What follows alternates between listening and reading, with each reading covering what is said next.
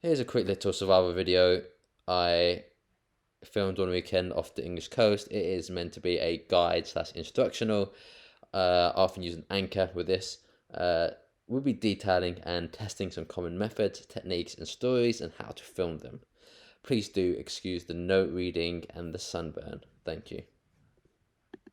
Please do know that this was filmed over the course of 2 days and 1 night. Okay, so it's Daniel. At the moment, I'm in the sea. I've been drifting out here for the past few hours. I'm starting to feel a bit sick. We're getting very dehydrated when the sun beating down on me. You know, this place may be covered in water, but my God, it might as well be a desert because there is just not enough to drink. There's nothing out here to drink. It's literally a desert out here. What I'm doing out here, I'm trying to survive out here for 3 days.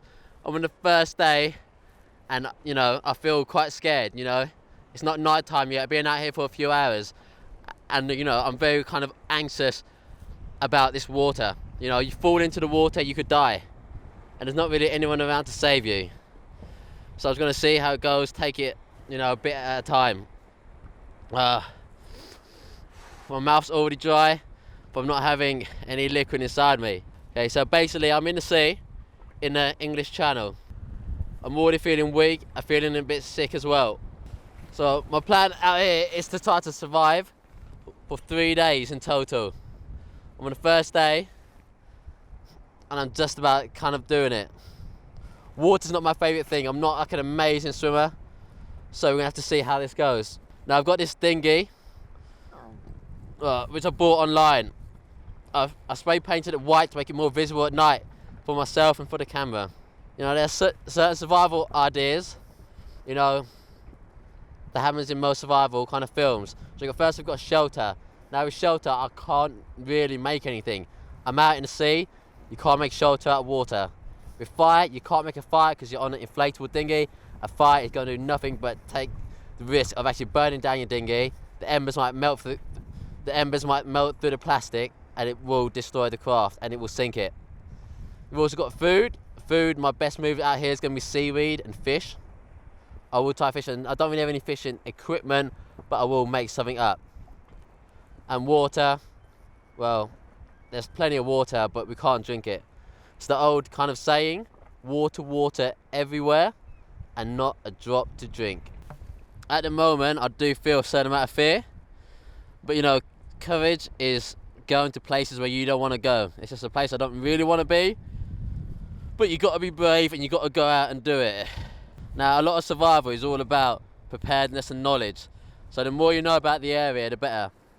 I've already spent a night out in a dinghy, much smaller than this, out in an estuary near the English Channel, so I kind of know I can survive the nighttime temperatures just about, and it kind of depends if it rains. If it starts to pour down, then my temperature's going to drop massively. Now, look, at the end of the day, you can't control your destiny. You can kind of try to affect the outcome by some positive action. Now, when you're out at sea, you never know how long you're going to be out here for. You never know if you're going to be rescued or not. Could be hours, could be days, could be weeks, could be over a year even.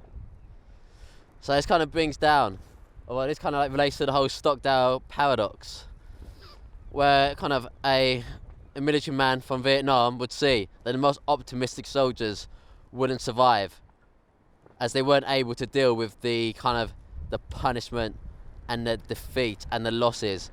But the ones who are more realistic or even pessimistic were able to survive, as they could deal with the shortcomings and the trials and the tribulations better. Okay, so at the moment, do I feel scared? Yeah, 100%. I'm out in the sea. It's not a place where I'm very comfortable at. I'm out here alone, so if anything goes wrong, I could end up dying.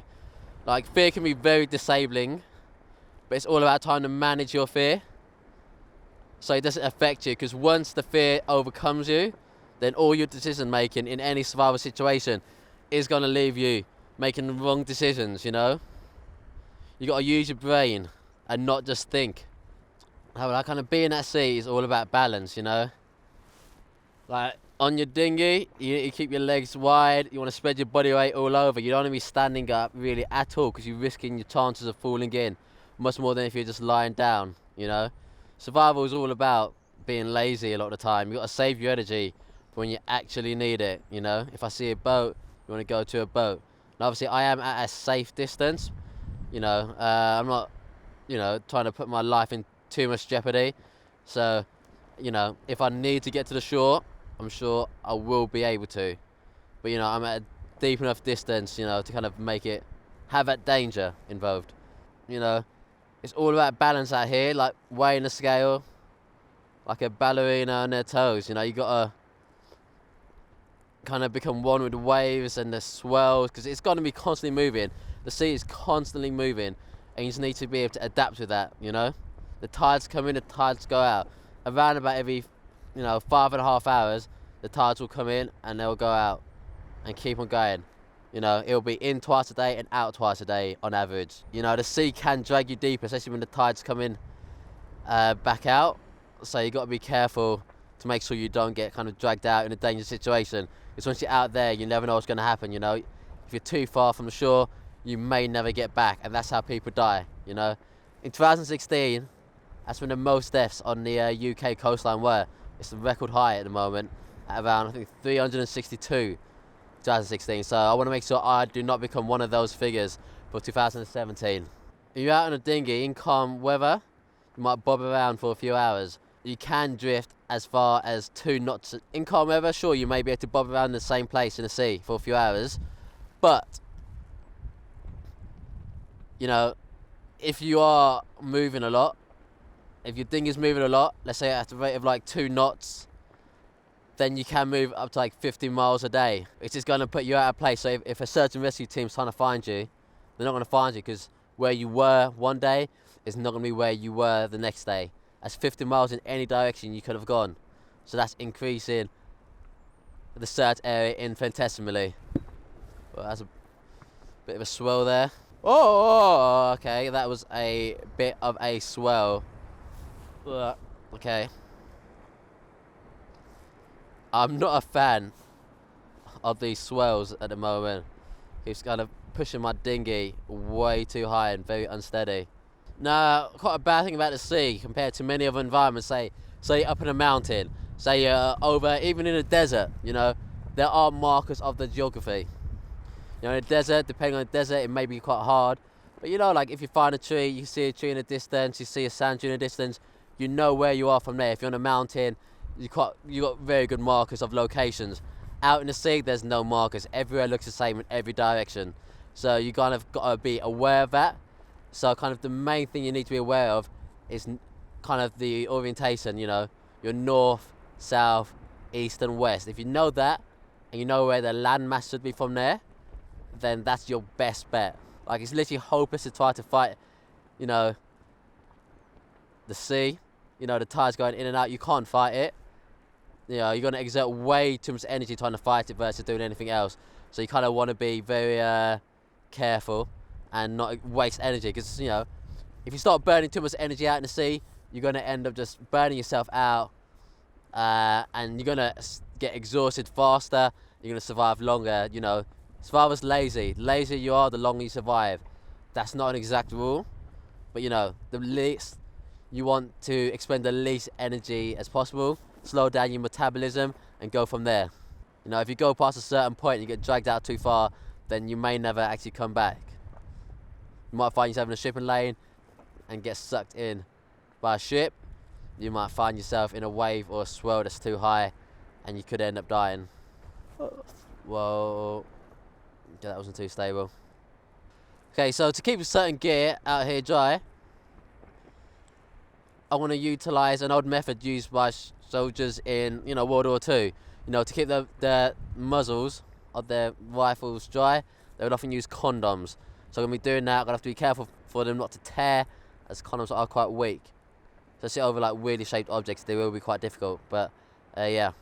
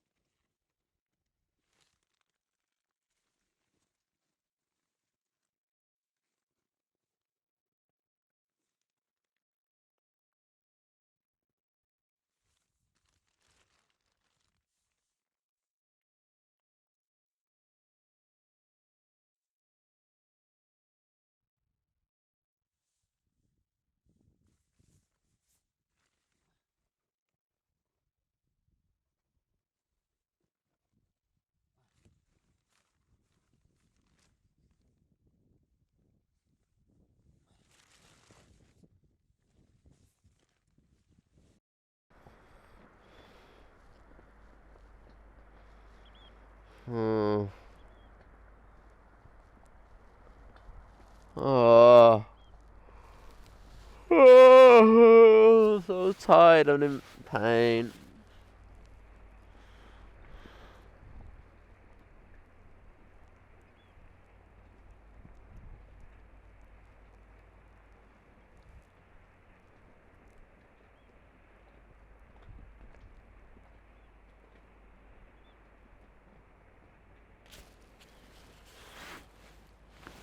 Oh, come on.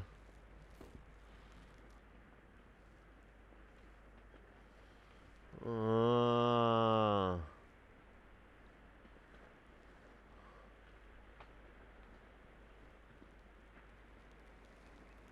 Oh.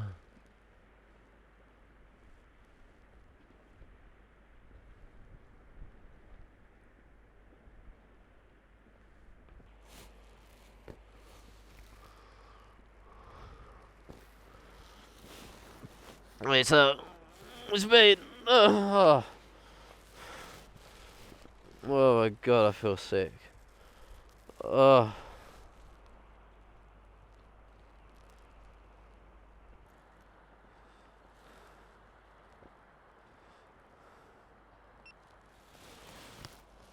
Okay, so I don't think this seaweed is harming me, so I'm just gonna eat some of it.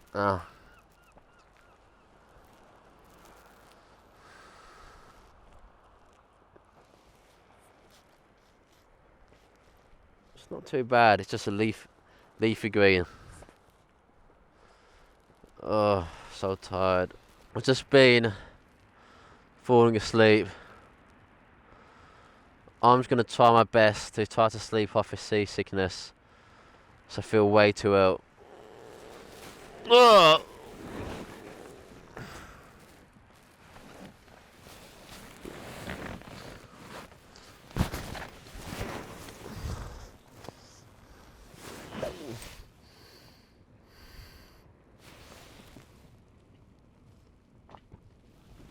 It's getting darker and it's getting darker and it's getting colder. It's getting darker and it's getting darker and it's getting colder.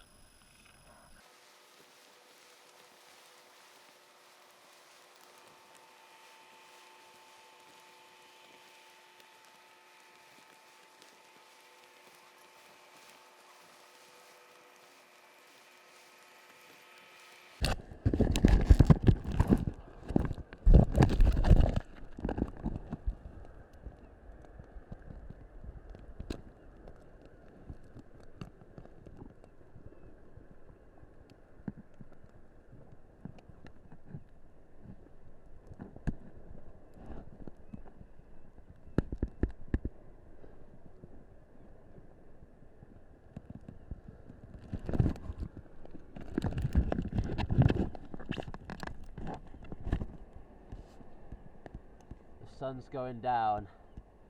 It's getting quite misty and foggy out. I've been trying to get to sleep. I've had a bit of sleep. I still feel a bit seasick and it's getting very, very cold. Let's see what happens tonight.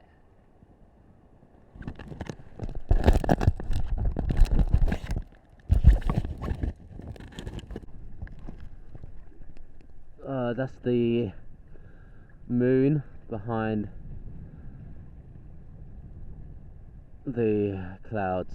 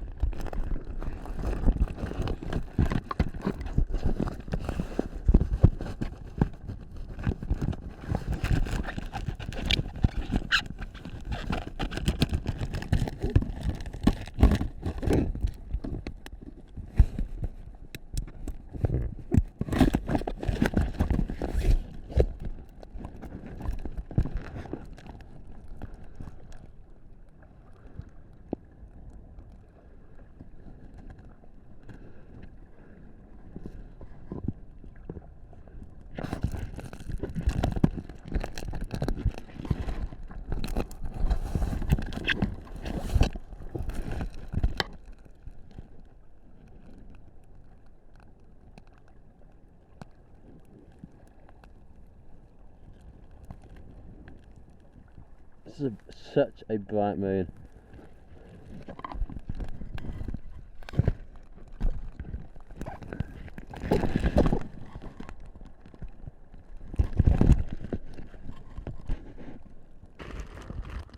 Ugh. Oh.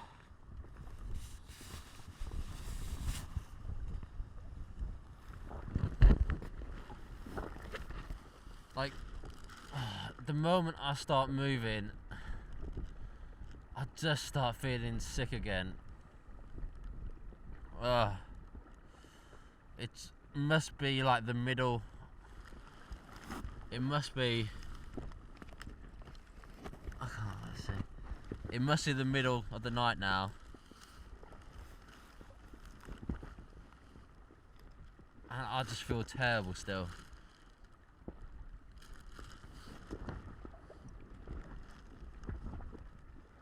It must be the middle of the night and I still feel terrible. It's not so bad when you're just lying down, but then once you start trying to film stuff with a camera, that's when it starts to kind of kick back in, the seasickness. What I've tried to do is stay quite central in the dinghy, and that'll kind of minimise how much movement there is, because most of the movement is all around the edges. But that does make a difference on a dinghy this small. I've had some sleep, which would be nice. Other than that, I feel absolutely terrible.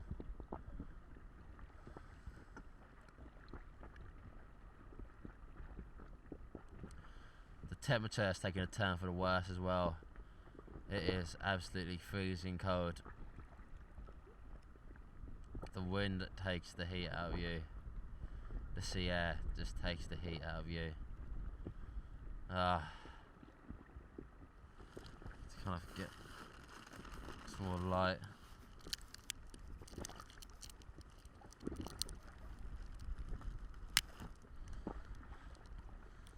Use these glow sticks to get me.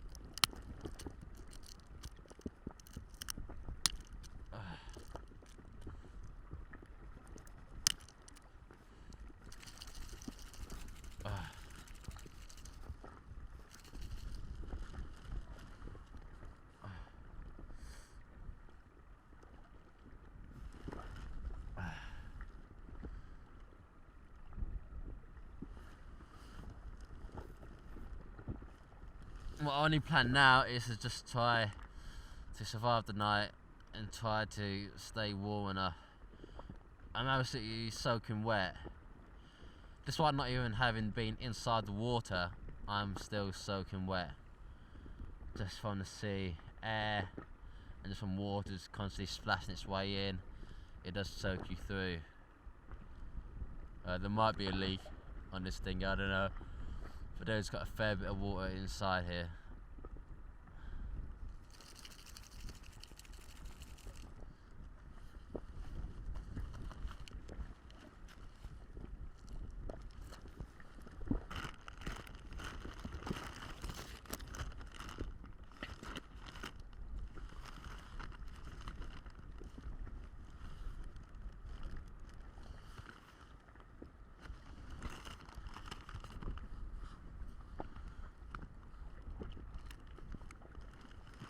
I'm very concerned. If I do vomit, I will lose vital liquid out of my system, which I can't afford to do with no kind of water intake at the moment. I do need to keep hold of any liquid I have in my body already.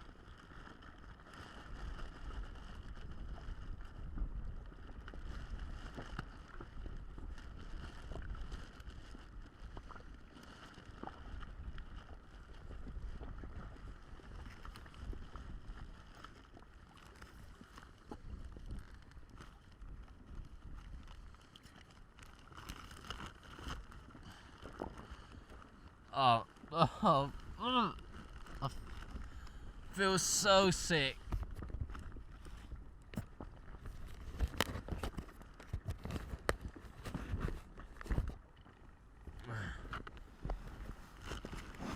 Oh.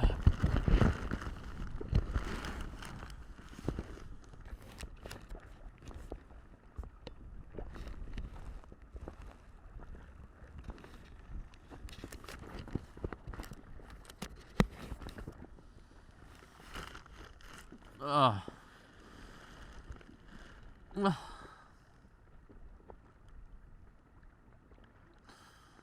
Just my stomach feels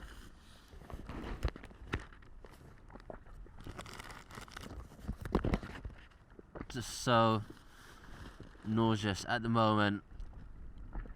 Ah. Ah.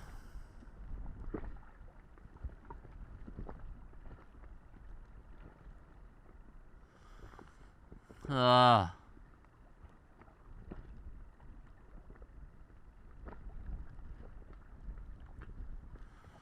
Oh, this is constant moving around. Ugh.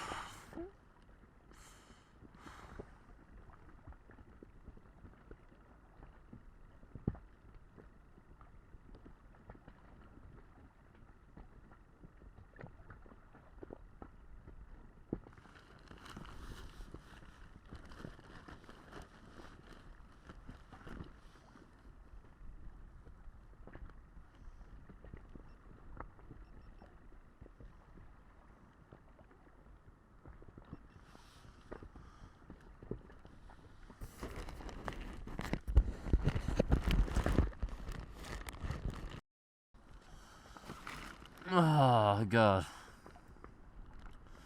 It's just, I didn't know that seasickness or motion sickness would actually affect me in this way, to this degree.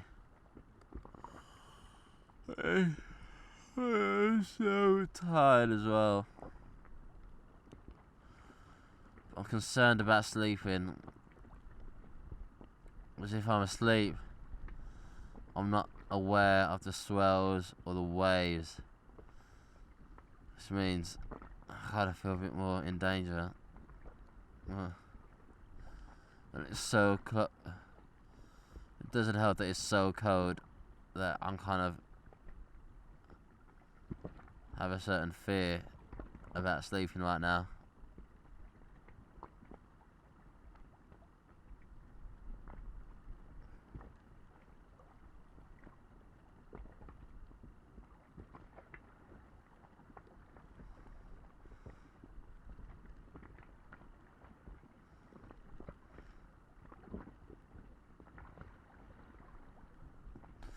You can just constantly hear the water hitting this dinghy. It just doesn't sound nice. It sounds like there's water in. I'm so tired. I'm so tired. But it's hard to get steady sleep here because you're always moving around.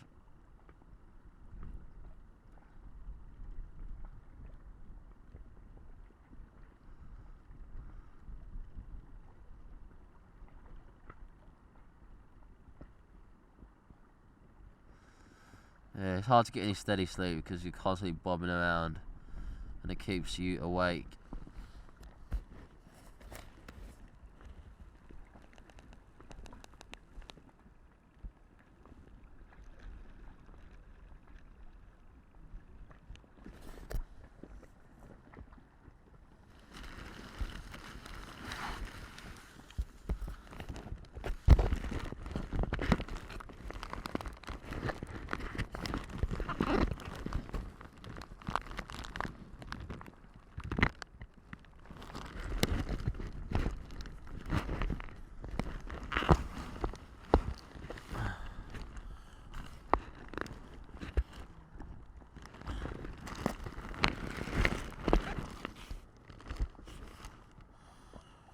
Oh God.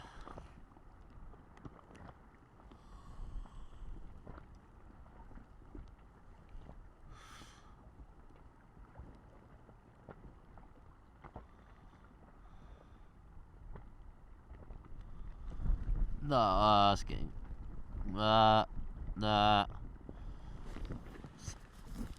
It's getting too cold. Oh God, it's cold.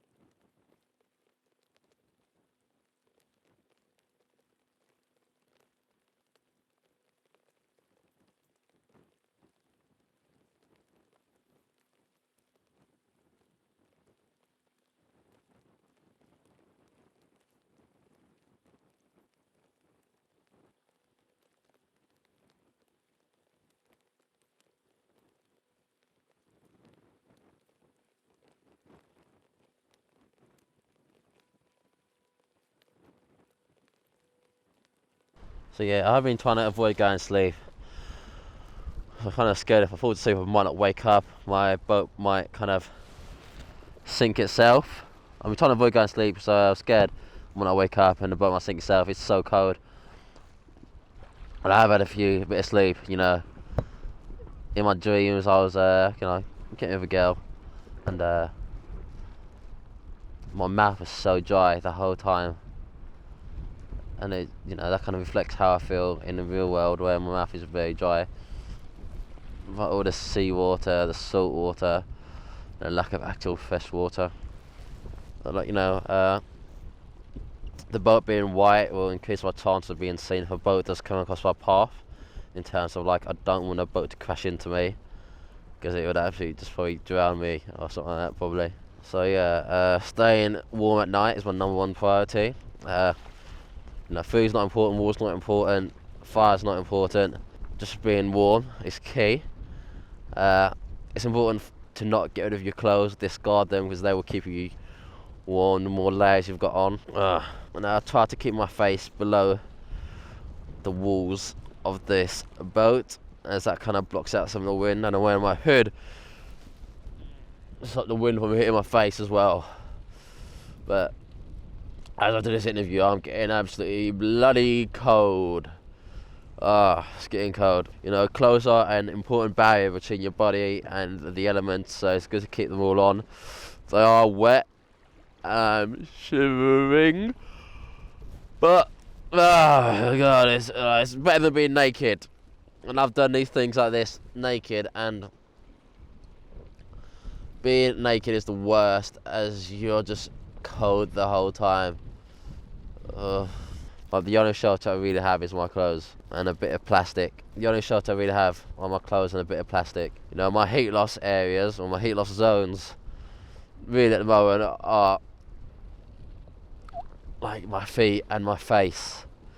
So a lot of my heat is just dissipate. Oh, sorry, it's getting cold. Dissipating from, and it is absolutely freezing out here. There's an American who survived, I think, many months out on a boat without any food or water, and he survived because he had managed to stay on top of his boat the whole time. Once you're in the water, that's when hypothermia really kicks in, because the water will take your body heat away from you so much faster than that. Oh my God, it's so cold. And you need to protect your heat loss areas, like, your head, your groin, your chest, your torso, your feet, your armpits. So I try to kind of curl myself into a ball like this, and just to keep a bit more warmth inside of me, rather than trying to sleep out with my legs straight. I try to curl into a more fetal position. See, that's the cold and tiredness hitting me hard. I don't have any gloves on, which means I'm losing a lot of heat from there. Yeah, just want to get something between you and the outside elements, whether it's the clothes, it's the belt, it's anything. So we're coming to the end of night 1. As you can see, the sun is rising. good thing about seeing the sun rising is that the sun will always rise from the east and set in the west, going down through south. So you know, if that way's east, then west will be that way, and that's where the landmass will be in this situation. It'll be the British landmass. Obviously I can see the landmass. I'm not an idiot. I'm not gonna take my dinghy out a billion miles out in the middle of nowhere. Like, you need it a safe distance away, you know, gotta be safe. Yeah, I'm freezing, so I'm gonna try to get some more sleep, and I'm going to also, if I can, when the sun does come out, I'm gonna use it to get myself dry and warm again, kind of bathe in the sun like a lizard will, or a snake will, as they can't regulate their own temperature. At the moment, I'm struggling to regulate my own temperature, so I've got to take a kind of leaf out of a lizard's books.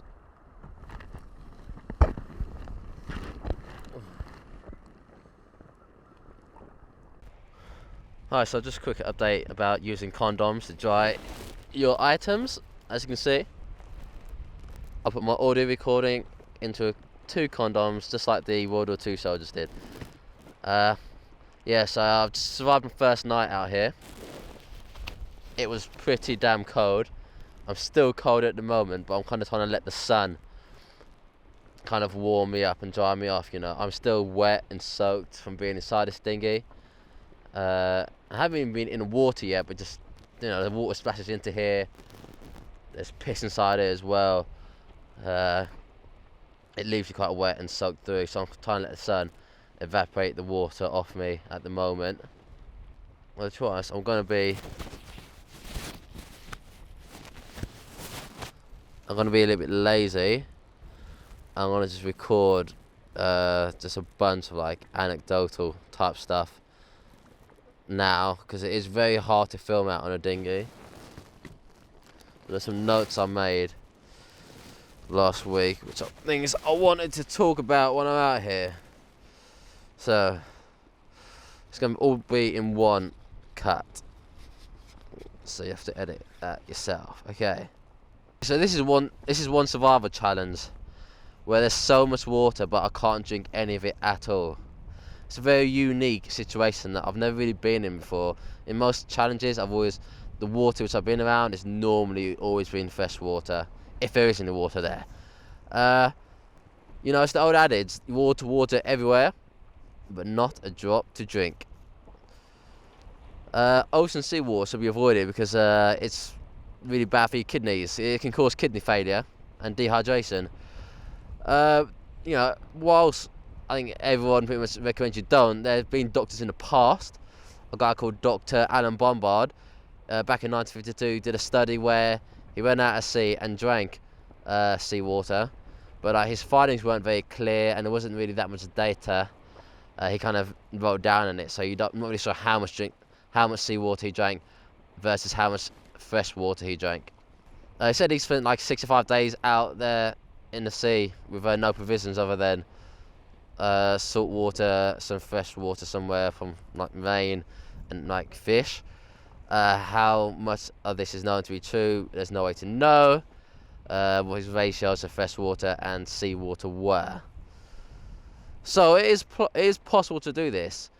It's not really worth the risk. I don't really need to. Because the thing is, because seawater has a higher urine content. Okay, so basically human kidneys can only make urine that is less salty than seawater, which means that more water is used to get rid of the seawater than the seawater you're drinking. This causes dehydration and kidney failure. Some people say that it's possible to drink up to about 32 ounces of seawater a day, but I don't know. It may do harm to you, and it may do damage to your kidneys. And I think to drink 32 ounces of seawater, you really do need some fresh water at hand to kind of like dilute it. Sort of ratios. Yes, even like salt water will cling to your lips, like the sea air, salt water. You know, you lick your lips, you're gonna make yourself more thirsty. So I try to avoid licking my lips, but I feel like I have to lick my lips because they're so dry. It feels like they're being damaged. So it's kind of like the balance between, you know, a bit of pain here. Nobody ever dies from having dry lips versus trying to minimize your kind of salt intake, no matter how small. It's kind of risk and reward, you know. The tongue's very absorbent and it will absorb the salt. You know, salt in blood is, I think, 0.9%. Seawater is 2.1%. So you can see the big difference there. It's like almost double the amount of salt in seawater than there is in your own blood. Also, drinking urine, don't drink it. It's salty. It's not worth it. You know, it's got, you know, you're just reingesting salt from your kidneys that it's reingesting salt that your kidney has been trying to eliminate. So it's best not to drink seawater. No. You shouldn't drink your urine either, because really what you're doing is reingesting salt which your kidney has been trying to eliminate out your body. So it's kind of counterproductive. Now, drinking rainwater is what it's all about. But it hasn't rained yet. We're in England. Well, we're not in England. We're near England. And you would have hoped, or I would have expected it to actually rain a bit. To my knowledge, it hasn't rained. But, you know, basic methods when it does rain. Basically, your boat is covered in seawater. You know, seawater's jumped in. There's just liquid on the base of your boat all the time. This means when it does rain, you can't drink straight from, you know, the water that's in your boat like this. All that water there down the sides. You can't drink it because that's already like contaminated with seawater. So what you want to do is get some kind of tarp or some kind of, you know, something to contain water. As it starts raining, wash out the container so that you get rid of all seawater, and then you can collect fresh, uncontaminated seawater from there on. But as I said, it hasn't started raining yet, so I'm yet to actually do this in practice.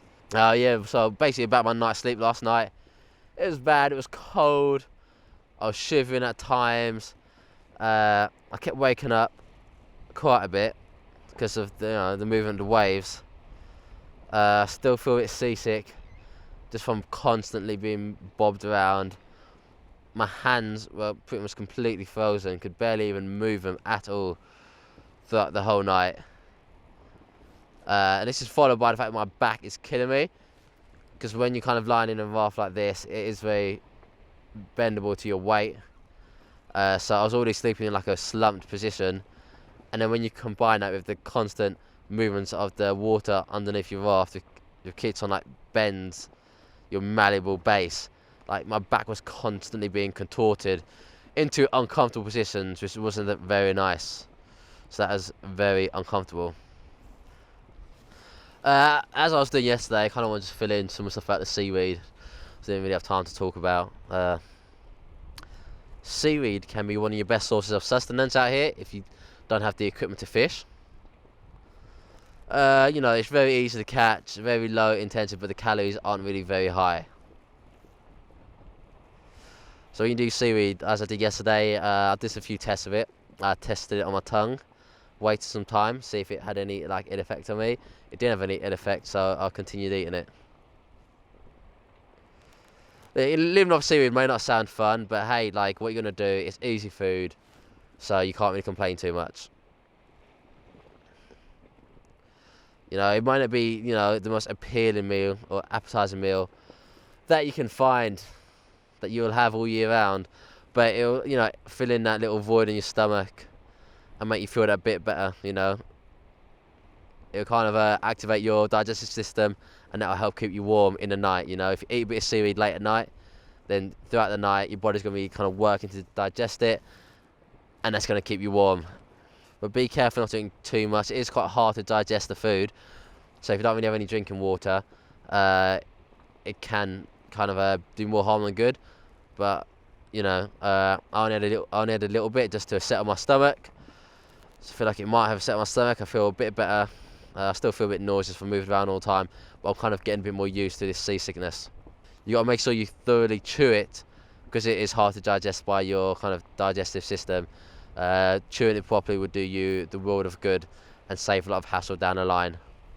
Also, like in any seaweed, you can find actually not just seaweed inside it, but you can also find, you know, edible fish, crabs, shrimp, just anything inside it. You can either eat this stuff or use it as bait. It's very useful. It's low calories, but for the long term, it won't be enough. See what it looks like. Oh, I'm just trying to use the sun to warm me up at the moment. It's working. I can't wait for it to become midday when it gets a bit warm and the sun's just right overhead. I'll start to feel a lot better then. For now, that's it.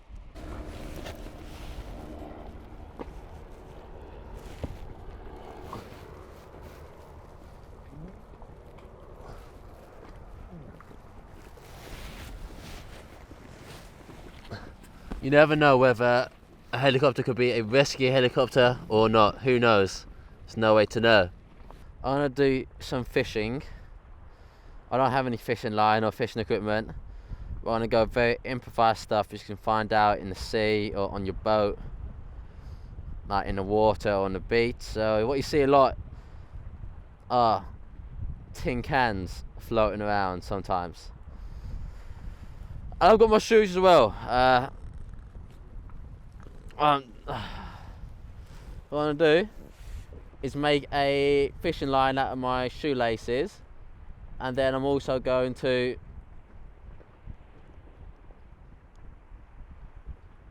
make a hook from some can lids.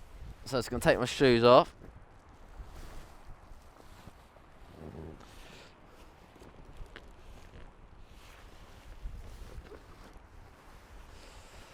Like so.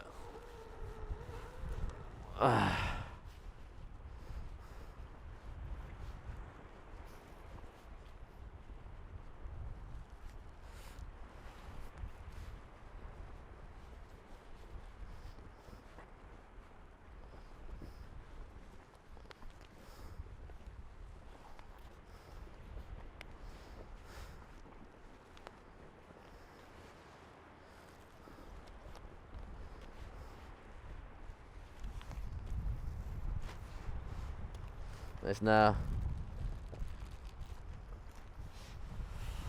got a knife. I'm going to cut inside it.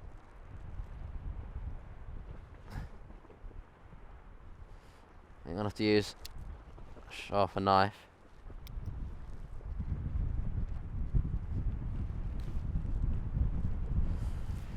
And in here I've got the white inner string. Let's cut that other end as well.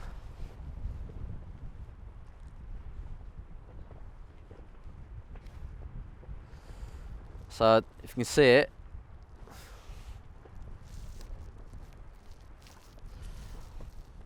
got the white inner string. Oh my god, oh I feel sick.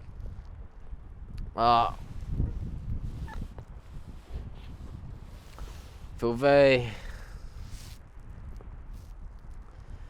seasick and lethargic.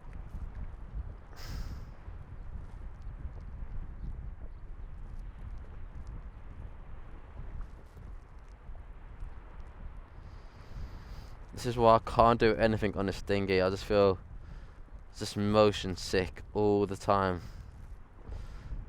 It's not too bad lying down, but once you start actually doing some kind of activity and you seat it up, you just have the effects of this movement of the boat affect you much more.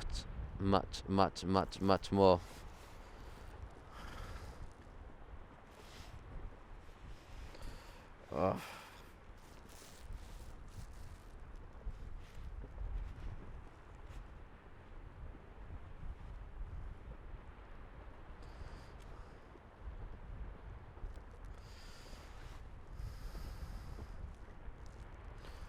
I feel so sick.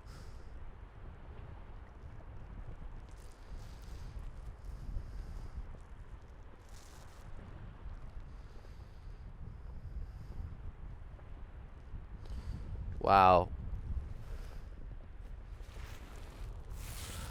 Ah.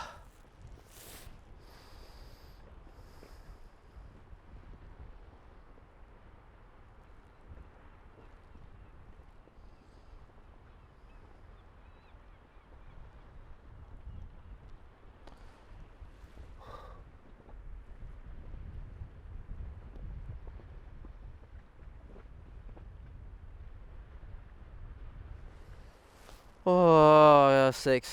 Feel so nauseous.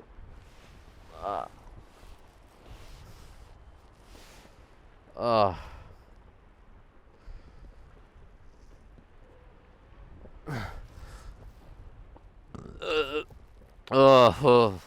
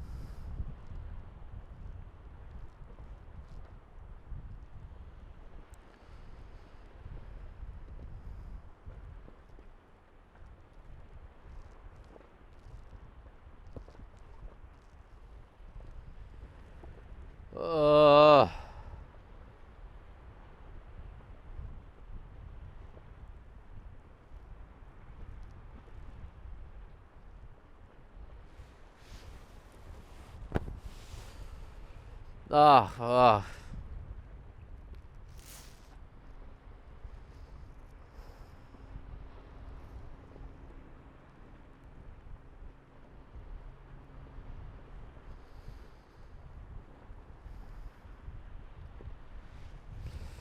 There we go.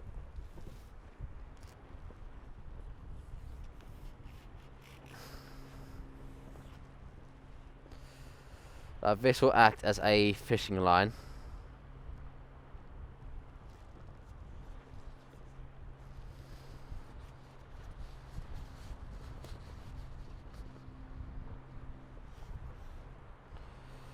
Using a can lid. See if I can. Everything's taking me ages because I feel so sick. Oh, I feel nauseous from just.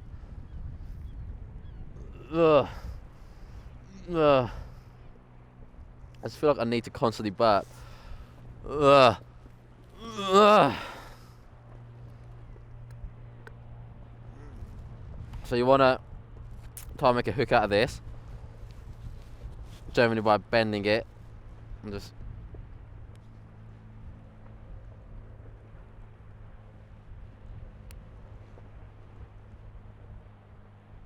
There we go. There's a little hook.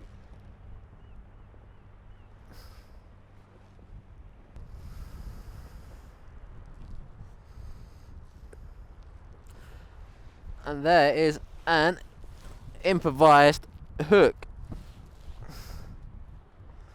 Right there to change the balance. Right.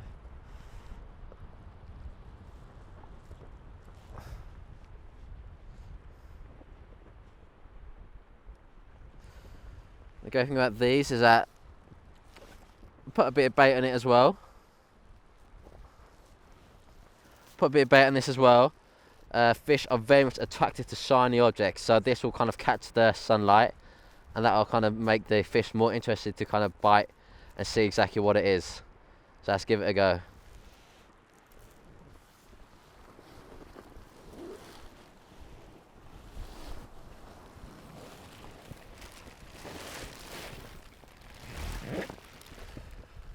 Oh my god. Oh my god. I feel oh. Ugh. Ugh. Ugh.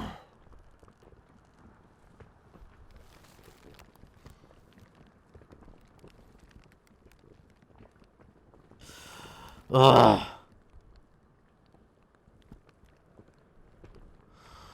Ugh. Ugh. Ugh. Every movement is so difficult. Apart from the fact that you're in a moving dinghy, and the fact that I feel so sick. Ugh.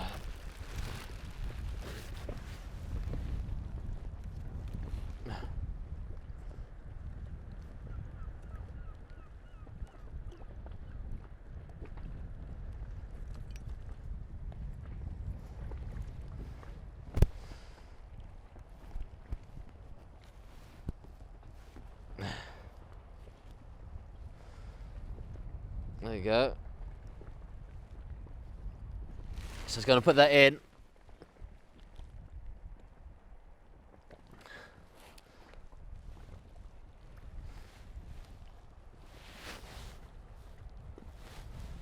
It's tight around here.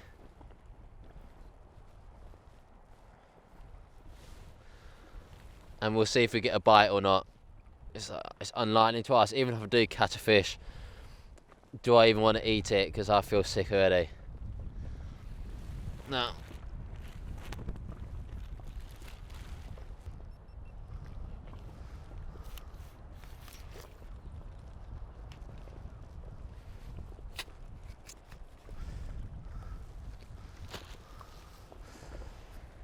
Gotta be careful to keep your knives put away. Don't want to burst an inflatable raft in the sea. Let's see.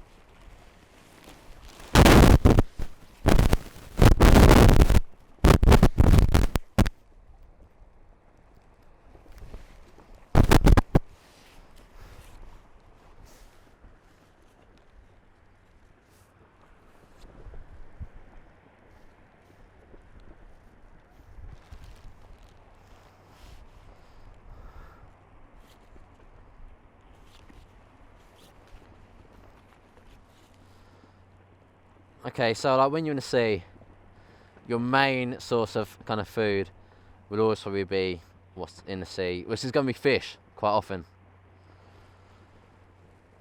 You know, they're a great source of protein, but they don't have that much fat, and they are not a source of carbs.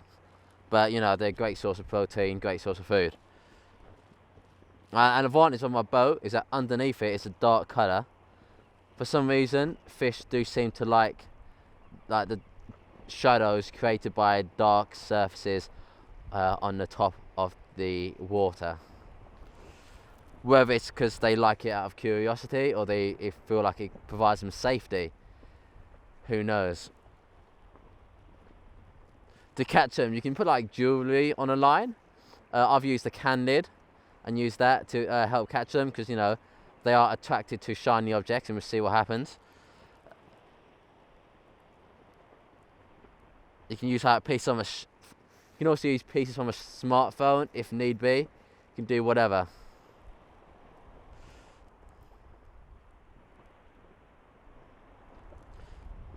Now, when I do, if I do get a fish on the end of the line, I'll quickly jerk it and get that can lid stuck inside their mouth, and then I'll be able to pull it out of the water and much more safely.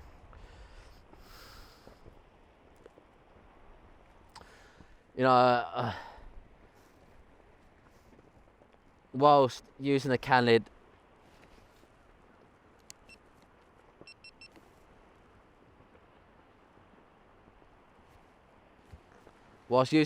isn't going to be as useful as, say, using like a fishing hook. I'd know that a can lid is very much unlikely to burst my boat, whereas a fishing hook could easily burst my boat, so it's not the worst thing in the world. You know, the boat is way more important than food.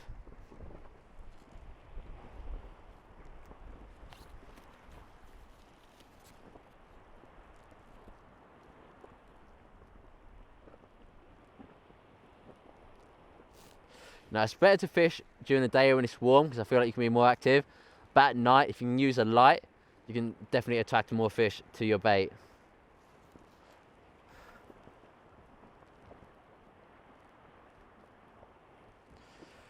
You could also try spearfishing, but I could essentially just strap my penknife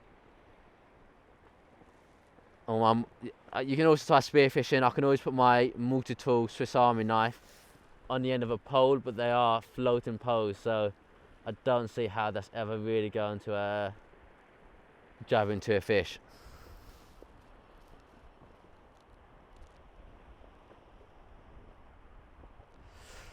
Now, eating fish has a serious downside for just survival.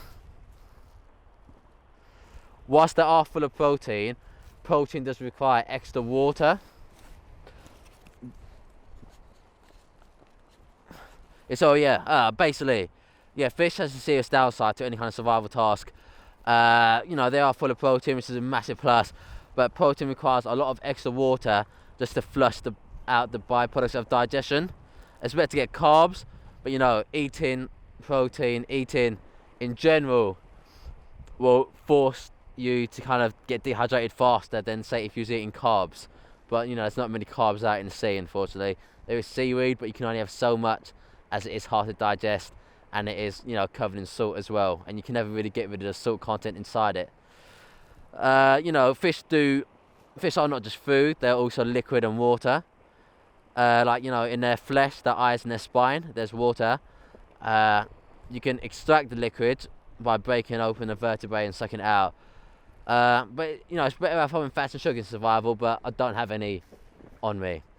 Well, you can drink the blood of a fish, you know, but the blood of saltwater fish is a lot more saltier than freshwater fish. So it might be you could drink the blood out of a fish, but the salt content in a saltwater fish is a lot higher than the salt content in a kind of freshwater fish. So it's probably advised to not do it.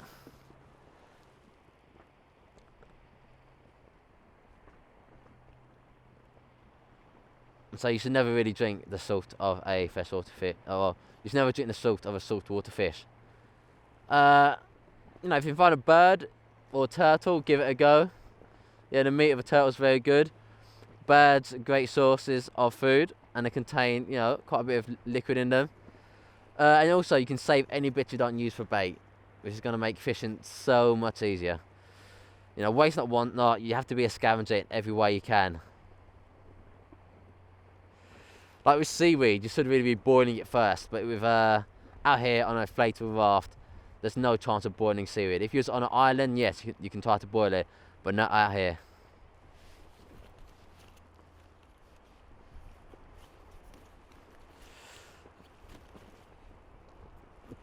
Now, there are some kind of major safety.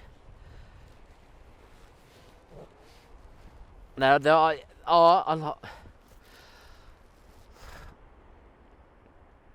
Britain, our islands is covered and surrounded. Well, Britain, the British Isles, obviously in the name, are islands, and they are surrounded by water. Unfortunately, based on like kind of coastline fatalities, the RNLI, which do a great job, have said in the past year, I think 162 people have died at the seas around the coastline of Britain. It's the highest it's been in the last, I think, 5 years. This is back in 2016. It's the highest in the last 5 years, with adult men constituting 74%, and about in between 74%, with adult men constituting in between 74 and 77% of all the kind of deaths. Now, this time last year in August, 5 men were pulled dead from the sea at Canberra Sands, you know, and a 6th person was thought to be missing, you know. They're most likely dead as well, you know. The number of people that died in 2013 on the coastline is the highest it's ever been as well, and then it was beaten again in 2000. Well, shouldn't really say beaten, but it was unfortunately increased in 2016. more people die in Britain at the coasts than they do die in cycling accidents. So you really got to be careful when you're out here.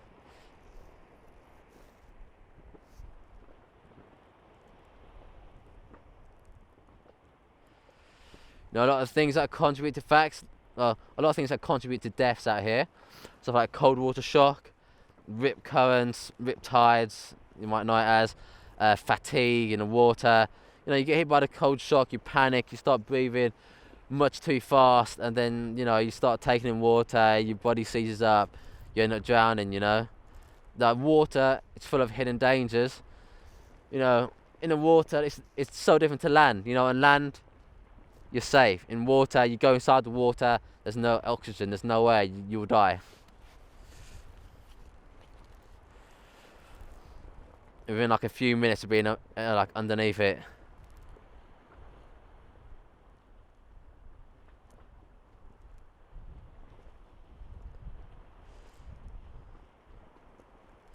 Literally, like back this time last year, 6 people died in the space of 24 hours in complete different tragedies. This time last year, 6 people died in the space of 24 hours in like different tragedies around of Britain on the coastline. This is back on the 22nd of August 2016. Even so, like last month in July, 2 part-time sailors did drown over in Donegal. They're used to the sea, but some unexpected rough conditions unfortunately took their lives. They were good conditions when they went out, but they got worse as the evening went on. So you really got to be careful about what you're doing. You got to have your safety equipment with you. You got to have your head screwed on. But a lot of the time, if it gets worse to a point, there's not a lot you can do.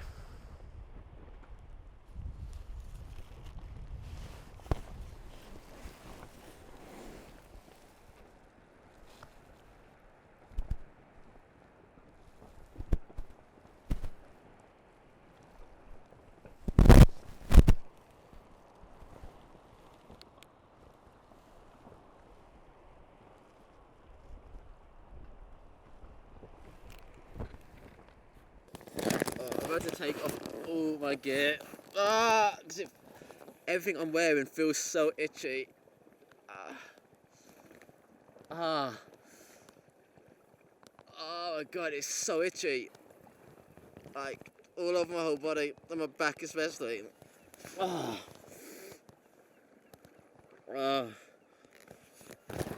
feel so seasick as well. I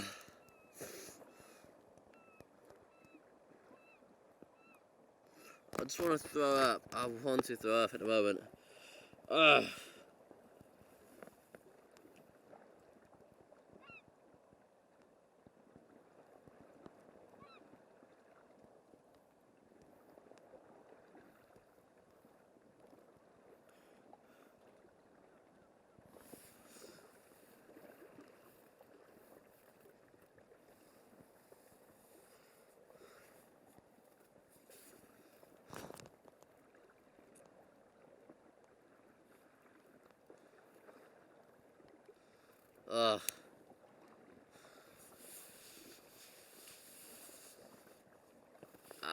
god, it's really getting tough.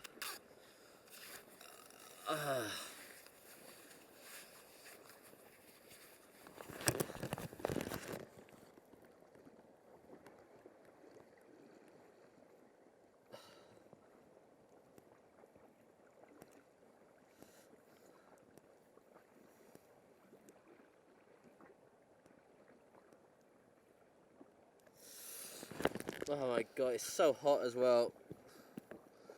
So dehydrated. Ugh.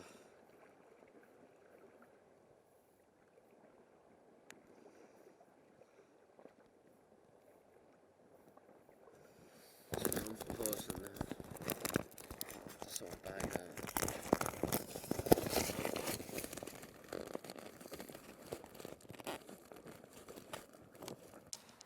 Hi there. I'm somehow still alive and kicking. This seasickness has really thrown me for a loop. It's been the absolute worst, you know. Hunger I can deal with, dehydration I can deal with, seasickness. Oh, it's not nice. It's not just like, you know, when you hear about people being seasick, you think, it's a bit weak. But that's, you know, maybe that's because they're on a boat. They're normally on like a large, decent sized boat, and it's only slightly moving, and they're on it for like a half hour, an hour and a half most.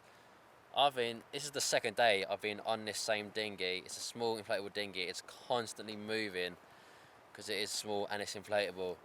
And it's just the motion sickness. You constantly move, like, non-stop. Imagine being on land and, like, I don't know, you're just constantly unsteady, you're constantly being moved around.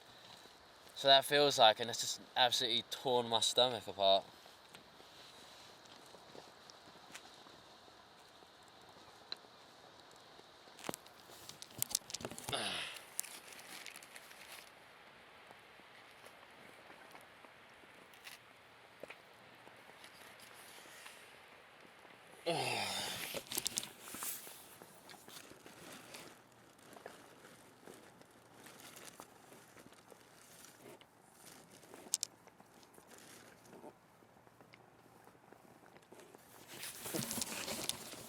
If you did ever want to be rescued out here, you can always use the back of a phone to catch the light.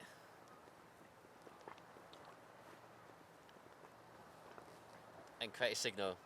If you do it in patterns of 3, so it's repeating, so 1, 2, 3, 1, 2, 3, 1, 2, 3.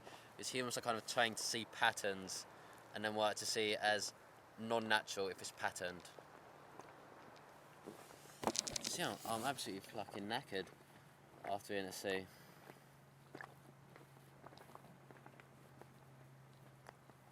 I'm absolutely shattered. It's just the seasickness is just non-stop.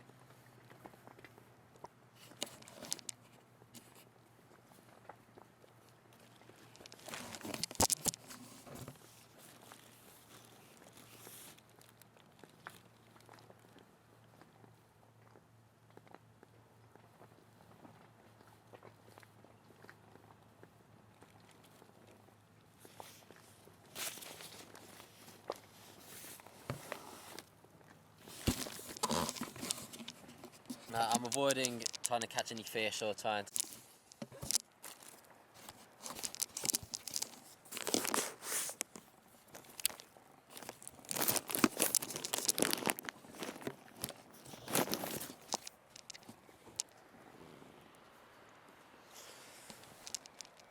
So I've got myself a source of water, almost accidentally. So,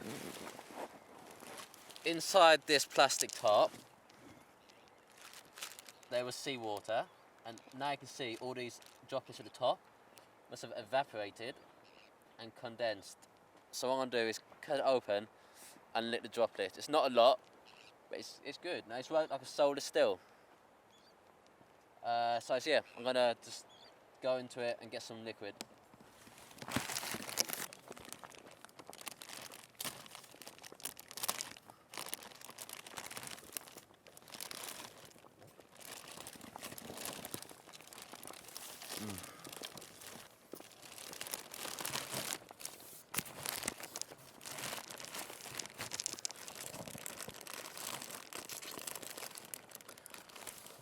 That tasted nice and fresh. That tasted so bloody nice and fresh.